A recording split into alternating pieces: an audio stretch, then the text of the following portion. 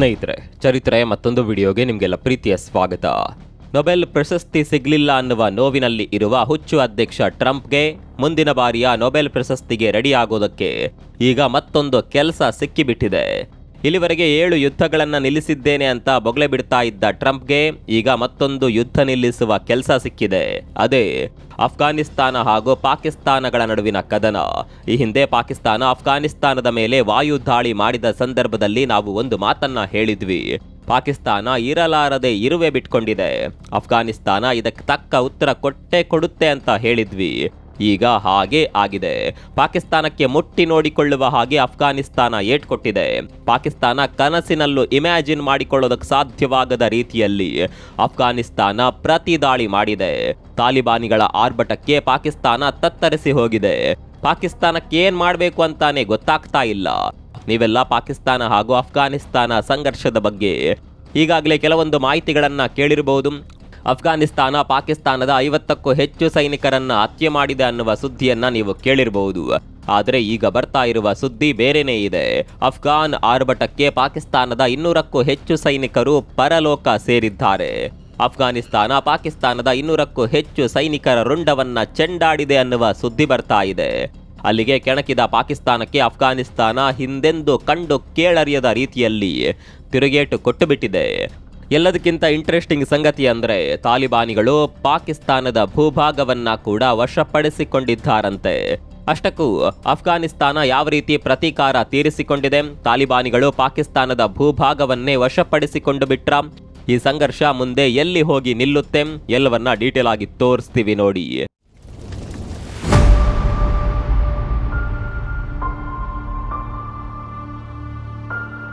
ಕೆಣಕಿದ ಪಾಕಿಸ್ತಾನಕ್ಕೆ ಅಫ್ಘಾನಿಸ್ತಾನ ಹಿಂದೆಂದು ಕಂಡು ಕೇಳರಿಯದ ರೀತಿಯಲ್ಲಿ ಉತ್ತರ ಕೊಟ್ಟಿದೆ. ತನ್ನ ರಾಜಧಾನಿಯ ಮೇಲೆ ವಾಯು ದಾಳಿ ಮಾಡಿದ ಪಾಕಿಸ್ತಾನದ ವಿರುದ್ಧ ತಾಲಿಬಾನಿಗಳು ದಂಡೆತ್ತಿ ಬಂದಿದ್ದಾರೆ. ತಾಲಿಬಾನಿಗಳು ದಂಡೆತ್ತಿ ಬರ್ತಾ ಇದ್ದಂತೆ ಪಾಕಿಸ್ತಾನ ಕೂಡ ದಾಳಿಯನ್ನ ಎದುರಿಸುವ ಪ್ರಯತ್ನ ಮಾಡಿದೆ. ಆದರೆ ತಾಲಿಬಾನಿಗಳ ರಣಾಕ್ರೋಶದ ಮುಂದೆ ಪಾಕಿಸ್ತಾನದ ಆಟ ನಡೆಯಲೇ ಇಲ್ಲ. 2 ಕಡೆ ಕೂಡ ಸಾವು ನೋವುಗಳಾಗಿದ್ರೂ ಕೂಡ ಪಾಕಿಸ್ತಾನದ ಕಡೆಯಲ್ಲಿ ಹೆಚ್ಚಿನ ನಷ್ಟವಾಗಿದೆ ಅನ್ನುವ ಸುದ್ದಿ ಬರ್ತಾ ಇದೆ. ಅಫ್ಘಾನಿಸ್ತಾನ ಪಾಕಿಸ್ತಾನದ 56 ಸೈನಿಕರನ್ನ ಕೊಂದಿದ್ದೇವೆ ಅಂತ ಹೇಳ್ತಾ ಇದೆ. ಆದರೆ ಪಾಕಿಸ್ತಾನ ಇದನ್ನ ಒಪ್ತಾ ಇಲ್ಲ. ಅಫ್ಘಾನಿಸ್ತಾನ ಹೇಳಿದ್ದನ್ನ ಎಲ್ಲಿ ಜಗತ್ತು ಒಪ್ಕೊಂಡು ಬಿಡುತ್ತೋ ಅನ್ನುವ ಭಯದಲ್ಲಿ ಪಾಕಿಸ್ತಾನ ಅದೊಂದು ಸುಳ್ಳನ್ನ ಹೇಳಿಬಿಟ್ಟಿದೆ. ನಾವು ಅಫ್ಘಾನಿಸ್ತಾನದ 200ಕ್ಕೂ ಹೆಚ್ಚು ಸೈನಿಕರ ಪ್ರಾಣ ತೆಗೆದಿದ್ದೇವೆ ಅಂತ ಪಾಕಿಸ್ತಾನ ಹೇಳ್ತಾ ಇದೆ. ಆದರೆ ಇದನ್ನ ನಂಬೋದಕ್ಕೆ ಮಾತ್ರ ಯಾರು ರೆಡಿ ಇಲ್ಲ. ಅದಕ್ಕೆ ಕಾರಣಗಳು ತುಂಬಾನೇ ಇದೆ. ಅಫ್ಘಾನಿಸ್ತಾನ ತಾನು ಹೇಳಿದ್ದಕ್ಕೆಲ್ಲ ಸಾಕ್ಷಿ ಕೊಡ್ತಾ ಇದೆ. ಕೆಲವೊಂದು ವಿಡಿಯೋಗಳನ್ನ ಕೂಡ ಬಿಡುಗಡೆ ಮಾಡ್ತಾ ಇದೆ. ಆದರೆ ಪಾಕಿಸ್ತಾನದ ಕಡೆಯಿಂದ ಯಾವುದೇ ಸಾಕ್ಷಿ ಬರ್ತಾ ಇಲ್ಲ. ಬರೀ ಬೊಗಳೆ ಬಿಡೋದು ಬಿಟ್ರೆ ಪಾಕಿಸ್ತಾನ ಒಂದೇ ಒಂದು ವಿಡಿಯೋವನ್ನ ಕೂಡ ಬಿಡುಗಡೆ ಮಾಡಿಲ್ಲ. ಆಪರೇಷನ್ ಸಿಂಧೂರದ ಟೈಮ್ನಲ್ಲಿ ಕೂಡ ಪಾಕಿಸ್ತಾನ ಇದನ್ನೇ ಮಾಡಿದ್ದು. ನಾವು ಭಾರತದ 6 ಫೈಟರ್ ಜೆಟ್ ಅನ್ನ ಉಡೀಸ್ ಮಾಡಿದ್ದೇವೆ, ಹಾಗೆ ಹೀಗೆ ಅಂತ ಪಾಕಿಸ್ತಾನ ಹೇಳಿತ್ತು. ಕ್ರಿಕೆಟ್ ಮೈದಾನದಲ್ಲಿ ಕೂಡ ರೌಫ್ ಅನ್ನುವ ತಲೆ ಕೆಟ್ಟ ಬೌಲರ್ ಜಗತ್ತಿನ ಮುಂದೆ ಇದನ್ನ ತೋರಿಸಿದ್ದ. ಆದರೆ ಅವರ ಬಳಿ ಸಾಕ್ಷಿ ಮಾತ್ರ ಇಲ್ಲ. ಹೇಳೋದನ್ನು ಹೇಳ್ತಾರೆ. ಈ ರೀತಿ ಸುಳ್ಳು ಹೇಳದೇ ಇದ್ರೆ ಎಲ್ಲಿ ತಮ್ಮ ಜನ ದಂಗೆ ಎದ್ದು ಬಿಡುತ್ತಾರೆ ಅನ್ನುವ ಭಯ ಕೂಡ ಅವರಿಗಿರಬಹುದು. ಪಾಕಿಸ್ತಾನ ಇಂತಹ ಸುಳ್ಳು ಹೇಳಿದಾಗ ಅಲ್ಲಿನ ಜನ ಕೂಡ ನಂಬ್ತಾರೆ. ಆದರೆ ಜಗತ್ತು ನಂಬೇಕಲ್ಲ. ಈಗ ಅಫ್ಘಾನ್ ವಿರುದ್ಧದ ಸಂಘರ್ಷದಲ್ಲಿ ಕೂಡ ಪಾಕಿಸ್ತಾನ ಹೇಳಿದ್ದನ್ನ ಜಗತ್ತು ನಂಬೋದಕ್ಕೆ ರೆಡಿ ಇಲ್ಲ. ಅಫ್ಘಾನಿಸ್ತಾನ ವಿಡಿಯೋಗಳನ್ನ ಬಿಡುಗಡೆ ಮಾಡುವ ಮೂಲಕ ಎಲ್ಲದಕ್ಕೂ ಸಾಕ್ಷಿ ಕೊಡ್ತಾ ಇದೆ. ಆದರೆ ಪಾಕಿಸ್ತಾನದ ಬಳಿ ಏನೇನೂ ಇಲ್ಲ. ಹೀಗಾಗಿ ಅಫ್ಘಾನಿಸ್ತಾನದ 200 ಸೈನಿಕರು ಹತರಾಗಿದ್ದಾರೆ ಅನ್ನೋದು ಶುದ್ಧ ಸುಳ್ಳು. ಬದಲಾಗಿ ಪಾಕಿಸ್ತಾನದ 200 ಸೈನಿಕರು ಜೀವ ಕಳೆದುಕೊಂಡಿರಬಹುದು ಅಂತ ಅಂತಾರಾಷ್ಟ್ರೀಯ ಮಾಧ್ಯಮಗಳು ವರದಿ ಮಾಡ್ತಾ ಇವೆ. ಎಂತೆಂತಹ ವಿಡಿಯೋಗಳನ್ನ ತಾಲಿಬಾನಿಗಳು ಬಿಡುಗಡೆ ಮಾಡಿದ್ದಾರೆ ಅಂದ್ರೆ ಪಾಕಿಸ್ತಾನದ ಮಾನ ಮರ್ಯಾದೆ 3 ಕಾಸಿಗೆ ಹರಾಜಾಗಿದೆ. ಅಫ್ಘಾನ್ ಸೈನಿಕರು ದಂಡೆತ್ತಿ ಬರ್ತಾ ಇದ್ದಂತೆ ಪಾಕಿಸ್ತಾನದ ಸೈನಿಕರು ಗಡಿ ಪೋಸ್ಟ್ನಿಂದ ತಮ್ಮ ಜೀವ ಉಳಿಸಿಕೊಳ್ಳೋದಕ್ಕೆ ಓಡಿ ಹೋಗ್ತಾ ಇದ್ದಾರೆ. ಹೆಲ್ಮಂಡ್ ಪ್ರಾಂತ್ಯದಲ್ಲಿ ಗಡಿ ಕಾಯ್ತಾ ಇದ್ದ ಸೈನಿಕರು ಈ ರೀತಿ ಓಡಿ ಹೋಗ್ತಾ ಇರೋದು ವಿಡಿಯೋದಲ್ಲಿ ಸೆರೆಯಾಗಿದೆ. ಪಾಕಿಸ್ತಾನ ತಾಲಿಬಾನಿಗಳು ಈ ರೀತಿ ತಮ್ಮ ಮೇಲೆ ದಾಳಿ ಮಾಡ್ತಾರೆ ಅಂತ ಊಹೆ ಕೂಡ ಮಾಡಿರಲಿಲ್ಲ. ಹೀಗಾಗಿ ಇಂತಹ ಸಿಚುವೇಶನ್ಗೆ ಪಾಕ್ ಸೈನಿಕರು ಪ್ರಿಪೇರ್ ಕೂಡ ಆಗಿರಲಿಲ್ಲ.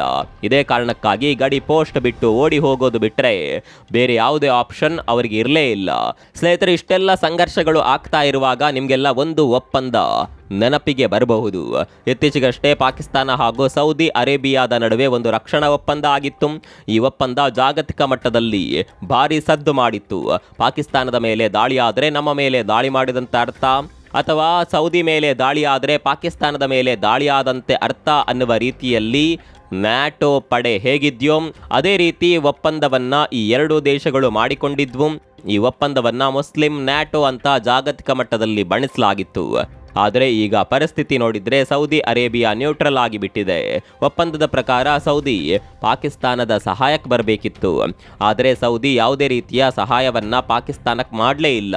ಅಲ್ಲಿಗೆ ಪಾಕಿಸ್ತಾನ ಈಗ ಯಾರಿಗೂ ಬೇಡವಾದ ವಸ್ತುವಾಗಿ ಬಿಟ್ಟಿದೆ. ಮತ್ತೊಂದು ಕಡೆ ಅಫ್ಘಾನಿಸ್ತಾನದ ವಿದೇಶಾಂಗ ಸಚಿವರು ಭಾರತ ಪ್ರವಾಸದಲ್ಲಿದ್ದಾರೆ. ಭಾರತವನ್ನ ಆಪ್ತ ಮಿತ್ರ ಅಂತ ಬಣ್ಣಿಸ್ತಾ ಇದ್ದಾರೆ. ಎಲ್ಲದಕ್ಕಿಂತ ಹೆಚ್ಚಾಗಿ ಜಮ್ಮು ಕಾಶ್ಮೀರ ಭಾರತದ ಅವಿಭಾಜ್ಯ ಅಂಗ ಅಂತ ಹೇಳಿದ್ದಾರೆ. ಈ ಹೇಳಿಕೆ ಪಾಕಿಸ್ತಾನದ ಹೊಟ್ಟೆ ಉರಿಸುತ್ತಿರುವ ಹೊತ್ತಿನಲ್ಲೇ ಅತ್ತ ತಾಲಿಬಾನ್ ಸೈನಿಕರು ಪಾಕ್ ಮೇಲೆ ಮುಗಿಬಿದ್ದಿದ್ದಾರೆ. ಅಫ್ಘಾನ್ ಸಚಿವನ ಭಾರತದ ಪ್ರವಾಸವನ್ನ ಅರಗಿಸಿಕೊಳ್ಳೋದಕ್ಕೆ ಸಾಧ್ಯವಾಗದೆ ವಿಲ ಅಂತ ಒದ್ದಾಡುತ್ತಿದ್ದ ಪಾಕಿಸ್ತಾನ ಈಗ ಅಫ್ಘಾನ್ ದಾಳಿಯಿಂದ ಬೆಚ್ಚಿ ಬಿದ್ದಿದೆ. ಪಾಕಿಸ್ತಾನಕ್ಕೆ ಏನಾಗ್ತಾ ಇದೆ ಅನ್ನೋದೇ ಗೊತ್ತಾಗ್ತಾ ಇಲ್ಲ. ದಶ ದಿಕ್ಕುಗಳಿಂದಲೂ ಪಾಕಿಸ್ತಾನದ ಮೇಲೆ ರಣ ದಾಳಿ ಆಗ್ತಾ ಇದೆ. ಜೊತೆಗಿದ್ದವರೆಲ್ಲ ಕೈಕೊಡ್ತಾ ಇದ್ದಾರೆ. ಮೊದಲೇ 3 ಹೊತ್ತಿನ ಊಟಕ್ಕೆ ಗತಿ ಇಲ್ಲ. ಆರ್ಥಿಕ ಪರಿಸ್ಥಿತಿ ಪಾತಾಳಕ್ಕೆ ಬಿದ್ದಿದೆ. ಹೋದಲ್ಲೆಲ್ಲ ಭಿಕ್ಷೆ ಬೇಡಿ ಬದುಕುತ್ತಿರುವ ಪಾಕಿಸ್ತಾನ ಈಗ ಸಂಕಷ್ಟದ ಸಿಚುವೇಶನ್ ಅನ್ನ ಎದುರಿಸ್ತಾ ಇದೆ. ಕೆಲವೊಮ್ಮೆ ಪಾಕಿಸ್ತಾನವನ್ನ ನೋಡಿದ್ರೆ ಅಯ್ಯೋ ಪಾಪ ಅಂತ ಅನ್ಸುತ್ತೆ. ಪಾಕಿಸ್ತಾನಕ್ಕೆ ಹೋದ ಕಡೆಯಲ್ಲೆಲ್ಲ ಏಟು ಬೀಳ್ತಾ ಇದೆ. ನಿಂತರು ಏಟು, ಕೂತರು ಏಟು. ಉಪ್ಪು ತಿಂದವನು ನೀರು ಕುಡಿಯಲೇಬೇಕು ಅಲ್ವಾ? ಇಲ್ಲಿವರೆಗೆ ಉಪ್ಪು ತಿನ್ನುತ್ತಿದ್ದ ಪಾಕಿಸ್ತಾನ ಈಗ ನೀರು ಕುಡಿಯುವ ಸಮಯ. ಭಾರತ ಆಪರೇಷನ್ ಸಿಂಧೂರ ಮಾಡಿ ತುಂಬಾ ಸಮಯ ಆಗಿಲ್ಲ. ಭಾರತದ ಏಟಿಗೆ ಚೂರಾದ ಪಾಕಿಸ್ತಾನದ ನೂರ್ ಖಾನ್ ಏರ್ಬೇಸ್ ಇನ್ನೂ ಕೂಡ ರಿಪೇರಿ ಆಗಿಲ್ಲ. ಅಷ್ಟರಲ್ಲೇ ಅಫ್ಘಾನಿಸ್ತಾನ ಪಾಕಿಸ್ತಾನದ ಮೇಲೆ ದಾಳಿ ಮಾಡಿದೆ. ಇಂಟ್ರೆಸ್ಟಿಂಗ್ ಸಂಗತಿ ಏನ್ ಗೊತ್ತಾ? ಈ ದಾಳಿ ಕೂಡ ಆಪರೇಷನ್ ಸಿಂಧೂರದ ಭಾಗ ಅನ್ನುವ ಚರ್ಚೆ ನಡೀತಾ ಇದೆ. ಅಫ್ಘಾನಿಸ್ತಾನ ಪಾಕಿಸ್ತಾನದ ಮೇಲೆ ದಾಳಿ ಮಾಡಿದ್ರ ಹಿಂದೆ ಭಾರತ ಇದೆ ಅನ್ನುವ ಬಗ್ಗೆ ಕೂಡ ಮಾತುಗಳು ಕೇಳಿ ಬರ್ತಾ ಇದೆ. ನಿಮಗೆಲ್ಲ ನೆನಪಿರಬಹುದು, ಪ್ರಧಾನಿ ಮೋದಿ ಆಪರೇಷನ್ ಸಿಂಧೂರ ಇನ್ನೂ ನಿಂತಿಲ್ಲ ಅನ್ನುವ ಹೇಳಿಕೆಯನ್ನ ಕೊಟ್ಟಿದ್ರು. ಈ ಹೇಳಿಕೆ ಈಗ ನಿಜವಾದಂತೆ ಕಾಣಿಸ್ತಾ ಇದೆ. ಯಾರೇ ದಾಳಿ ಮಾಡಿದ್ರು ಇಲ್ಲಿ ನಷ್ಟವಾಗಿರೋದು ಪಾಕಿಸ್ತಾನಕ್ಕೆ. ಈ ದಾಳಿ ಆದ ನಂತರ ಪಾಕಿಸ್ತಾನದ ಜನ ಕೂಡ ಅಲ್ಲಿನ ಸರ್ಕಾರದ ವಿರುದ್ಧ ತಿರುಗಿ ಬಿದ್ದಿದ್ದಾರೆ. ನೀವು ಸುಳ್ಳು ಹೇಳಿ ನಂಬಿಸೋದನ್ನ ಮೊದಲು ಬಿಟ್ಟುಬಿಡಿ.